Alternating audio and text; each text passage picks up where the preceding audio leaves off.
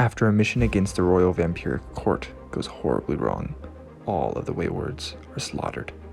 All except one.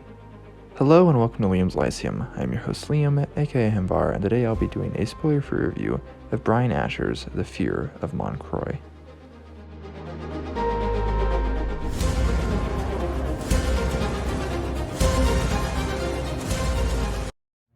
Fear of Moncroix is a 2023 novel by Bryan Asher, and it is part of his Intercontinence world, but it is a standalone novel in that world.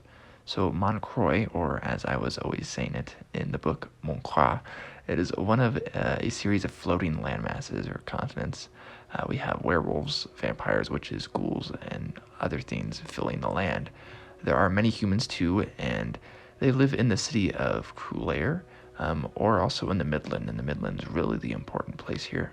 So the Waywards help protect those not lucky enough to have a warlock or a witch in their settlement to protect them from things like ghouls, for example. They are sort of like a traveling police or protectors. They also have a sort of magic connected to the spirits of the land. Now, Davian is our first point of view character, and he is our main character for the story. Of course, this is told in third person, like most fantasy for adults today. And he joins to infiltrate the vampires, essentially. And then 10 years, this is the prologue, and 10 years later, he's the only one remaining. Of course, this is all in the back blurb, so I don't feel like I'm spoiling much for you, but he is kind of a sleeper agent hiding out among the vampires. He doesn't know what tipped the vampires off to the Waywards. It's kind of a mystery. And the premise is that you'll, well, I don't know, hopefully figure that out.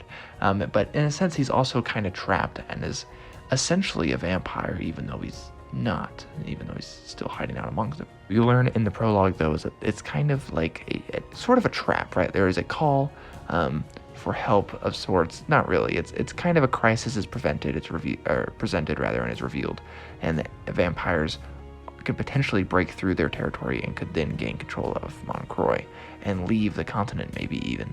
So the Waywards don't want that to happen, obviously.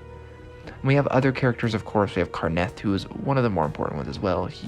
We do get some from his point of view, as well as these other characters I'll mention in a second. But he is human. He's young. I believe he's 23. He is the son of a Wayward, and that is Regis Allard. And he's looking for the disappeared group because he doesn't know what happened to them.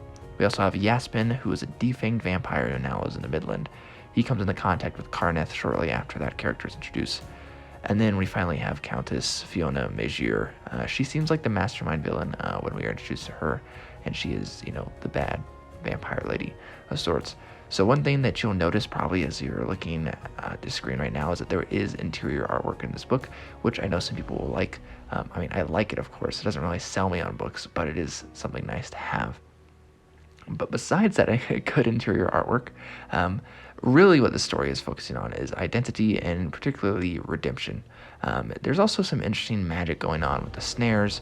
That essentially these snares are some connection with the spirits that make these people vampires or even Waywards and stuff like that. We don't see much of the werewolves, which, if I'm remembering correctly, are called wolvens. We don't really see much of them at all. We see a little bit of the ghouls and of witches. I don't think we actually see a warlock at all either. So there's a lot of places that more stories could be told on Moncroix.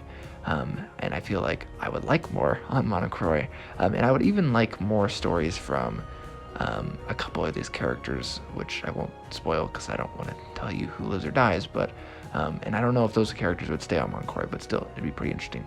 I think it's greatly paced as well in this story. It's largely, this comes from how short it is compared to most novels of today, though maybe it is about where a lot of self-published or indie-published fantasy is.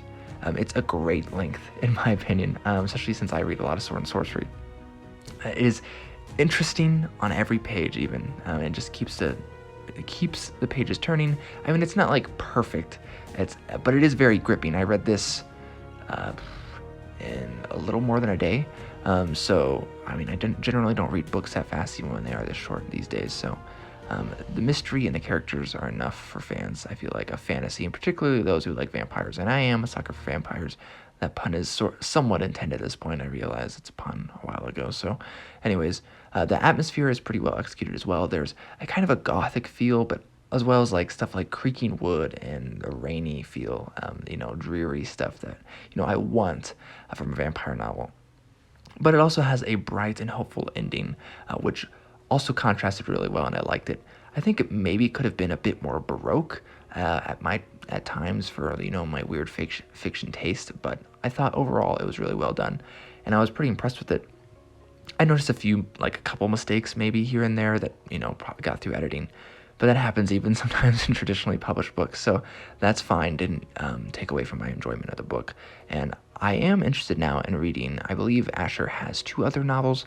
I'm looking forward to see if maybe I can get my hands on those at some point and read those as well. So overall, this is a pretty good new release you might want to know about as far as self-published goes, which I normally don't make a big deal out of, but still, I guess if you care. So anyways, go and support him. This is Williams Lyceum. I'll catch you next time.